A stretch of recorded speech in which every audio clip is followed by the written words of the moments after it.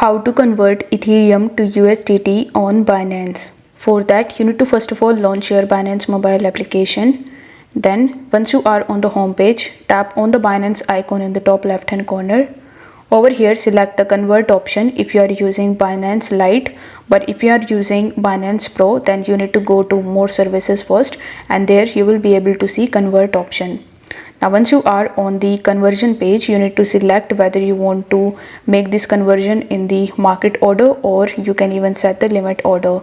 Now for most of the people, I would recommend you to go with the market order. Now you need to tap on this drop down menu in the from, and here you need to simply search for ETH or Ethereum.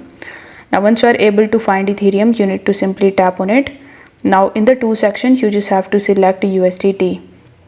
Then enter the amount of Ethereum that you want to convert into USDT and tap on the trade option. After that, you just have to simply wait for some time until it shows you further information like the transaction fees and the rate. Once you are okay with it, you need to tap on the convert option that would be in place of refresh.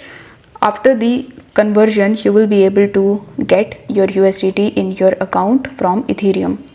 If you find this video helpful, then don't forget to like it and subscribe to the channel. Thank you so much for watching.